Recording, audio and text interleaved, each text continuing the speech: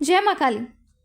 तो आज का ये वीडियो उन व्यक्तियों के लिए बहुत ज़्यादा खास होने वाला है जो व्यक्ति माँ काली या अन्य किसी भी देवी देवता या अपने इष्ट देवी देवता या अपने कुल देवी देवताओं के मंत्रों का जाप करते हैं या उनका कोई पाठ करते हैं। क्योंकि आज के इस वीडियो के माध्यम से मैं आपको ऐसे कुछ कार्यों के बारे में बताने वाली हूँ जिन कार्यों को करने के बाद आपका वही मंत्र तीर की तरह कार्य करेगा। यानी कि जैसे ही आप मंत्र पढ़ेंगे उसी और आपका मंत्र कार्य करना शुरू करेगा। तो इसलिए वीडियो को एंड तक ज़रूर देखें। और अगर आप हमारे चैनल पर नए हैं और हमारी वीडियो को पहली बार देख रहे हैं तो हमारे चैनल को सब्सक्राइब कर लीजिए, क्योंकि हमारे चैनल पर आपको इस प्रकार की भक्ति, पूजा पाठ, साधनाएं, माँ काली या अन्य कई देवी देवताओं से जुड़ी महत्वपूर्ण जानकारियाँ मिलती रहेगी। तो चलिए वीडियो को शुरू करते हैं।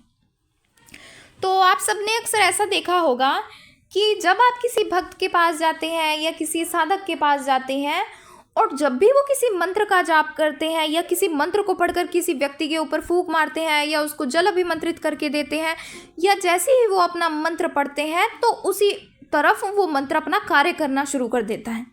यानी जैसे अगर कोई भक्त या साधक किसी व्यक्ति के ऊपर उस मंत्र को पढ़कर फूंक मारता है तो आप देखेंगे कि वो व्यक्ति के ऊपर अचानक से सवारी आने लग जाती है।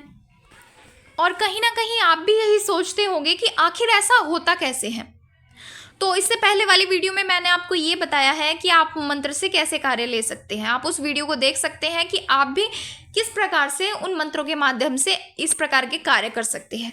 लेकिन आपके लिए जानना बहुत ज़रूरी है कि जैसे आप किसी मंत्र को सिद्ध करते हैं या किसी मंत्र को जागृत करते हैं या किसी मंत्र की साधनाएं करते हैं तो कुछ समय तक तो आपका मंत्र वो अपना कार्य करता है, लेकिन आप देखते हैं कि कुछ समय के बाद आपका मंत्र वो कार्य करना बंद कर देता है और आपको समझ नहीं आता कि आखिर ऐसा हो क्यों रहा है। और जो दूसरे भक्त या साधक होते हैं उनका मंत्र कार्य करता कैसे रहता है।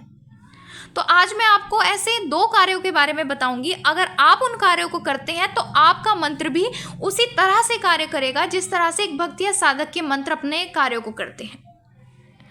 तो सबसे पहला कार्य ये है कि आपको हफ्ते में एक बार उस मंत्र का भोग देना होगा। यानी जिस भी मंत्र का आपने सबसे ज़्यादा जाप किया है या जिस मंत्र को आपने सिद्ध किया है या जिस मंत्र को आपने जागृत किया है, आपके लिए ये बहुत ज़्यादा ज़रूरी होता है कि आप हफ्ते में एक बार उस मंत्र का भोग ज़रूर दें। और आपको मंत्र का भोग कुछ इस प्रकार से देना होता है। आप 2 लौंग ले सकते हैं। उस 2 लौंग को आप घी या तिल के तेल में भिगोकर आपने जो भी मंत्र सिद्ध किया है, जैसे आपने माँ काली का ओम क्रीम कालिकाय नमः मंत्र सिद्ध किया है, 2 लौंग को हाथ में ले और 11 बार उस मंत्र को पढ़े, जैसे ओम क्रीम कालिकाय नमः, ओम क्रीम कालिकाय नमः, ओम क्रीम कालिकाय नमः। इस तरह से आपको 11 बार उस मंत्र को पढ़ना है और कपूर या ग्यारी में उस मंत्र का भोग डाल देना है। तो इस तरह से आपने जितने भी मंत्रों को जागृत किया है या जितने भी मंत्रों का आपने जाप किया है, आपको सभी मंत्रों का इस प्रकार से 2-2 लौंग का भोग देना है। तो आप देखेंगे कि आपका मंत्र बहुत ही तीर की तरह अपना कार्य करना शुरू करेगा, यानी कि बहुत ही तीव्रता से अपने कार्य करने लग जाएगा। अब इसके बाद अगला कार्य ये है कि आपने जिन भी मंत्रों को जागृत किया है, आपको उन मंत्र का हवन करना बहुत ज़्यादा ज़रूरी है।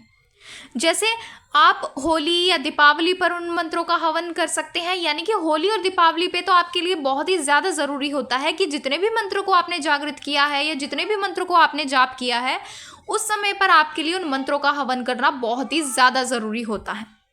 और इसके साथ ही आप हफ्ते में कम से कम एक बार उन मंत्रों का एक माला का हवन ज़रूर करें। यानी जैसे आपने माँ काली का कोई मंत्र जागृत किया है या आपने बाबा भोलेनाथ जी का कोई मंत्र जागृत किया है, तो आपके लिए सबसे ज़्यादा ज़रूरी है कि आप उन देवी देवताओं के विशेष दिन पर उस मंत्र की एक माला का हवन ज़रूर करें। और आप ये हवन सामग्री के माध्यम से भी कर सकते हैं या आप लौंग के माध्यम से भी हवन कर सकते हैं। यानी आपके लिए ज़रूरी है कि कम से कम एक बार हवन तो ज़रूर हो, और हो सके तो आप हफ्ते में 2 या 3 बार भी इस हवन को कर सकते हैं, क्योंकि जितना ज़्यादा आप किसी मंत्र का हवन करेंगे उतनी ही तीव्रता से आपका मंत्र वो अपना कार्य करना शुरू करेगा। और इसके साथ ही अब तीसरा कार्य मैं आपको ये बता देती हूँ। जैसे आप जिस भी देवी देवता का आपने मंत्र जागृत किया है, आपको उस देवी देवता का भोग भी देना बहुत ज़रूरी है, क्योंकि वो मंत्र उन्हीं देवी देवता की आज्ञा से ही अपने कार्यों को करते हैं। और अगर आप उस देवी देवता का भोग नहीं देते तब भी आपका मंत्र कार्य नहीं करता। इसलिए आपके लिए ज़रूरी है कि जो भी आपके इष्ट देवी देवता है या जिस भी देवी या देवता का मंत्र आपने जागृत किया हुआ है, आप उस देवी या देवता का हफ्ते में एक बार उनके विशेष दिन पर ज़रूर भोग दें। और भोग आपको अंग्यारी या कपूर पर देना है। और अगर आप नहीं जानते कि कपूर या अंग्यारी पर भोग कैसे दिया जाता है, तो उसका वीडियो भी मैंने डिटेल में बनाकर अपने चैनल पर अपलोड किया हुआ है कि अंग्यारी या कपूर पर भोग कैसे दिया जाता है, और आप उस वीडियो को देख सकते हैं। तो इस तरह से ये थे कुछ कार्य जिनको करने से आपका मंत्र भी बहुत तीव्रता से अपना कार्य करेगा। और आप नहीं जानते कि आपका मंत्र कई तरह से आपकी सहायता कर सकता है। जैसे अगर आपको कोई शारीरिक कष्ट है या आपके घर परिवार में किसी व्यक्ति पर नकारात्मक समस्या है, या आप अपने घर का बंधन भी कर सकते हैं, या आप अपने शरीर का बंधन भी कर सकते हैं, या आप अपने लिए धागा बना सकते हैं, या जल अभिमंत्रित कर सकते हैं। तो इस तरह से आप एक मंत्र के माध्यम से कई सारे कार्यों को कर सकते हैं। लेकिन इसके लिए ज़रूरी है कि आपका मंत्र जागृत हो और आपका मंत्र अपना पूर्ण तरीके से कार्य करे। तो इस तरह से आपको ये कार्य करने हैं, और अगर आप इन कार्यों को करते हैं तो आपका मंत्र हमेशा अपना कार्य करेगा ही करेगा। तो आशा है आपको जानकारी पसंद आई होगी। और अगर आप हमारे चैनल पर नए हैं और हमारी वीडियो को पहली बार देख रहे हैं तो हमारे चैनल को सब्सक्राइब कर लीजिए, क्योंकि हमारे चैनल पर आपको इस प्रकार की भक्ति, पूजा पाठ, साधनाएं, माँ काली या अन्य कई देवी देवताओं से जुड़ी महत्वपूर्ण जानकारियाँ मिलती रहेंगी। और अगर आपको वीडियो पसंद आई है तो वीडियो को लाइक करें और ज़्यादा से ज़्यादा लोगों तक शेयर करें, ताकि अगर वो भी मंत्र जाप करते हैं और उनका मंत्र भी कुछ समय के बाद अपना कार्य करना बंद कर देता है, तो वो किन कार्यों को करे जिनके माध्यम से उनका मंत्र हमेशा अपना कार्य करता रहे।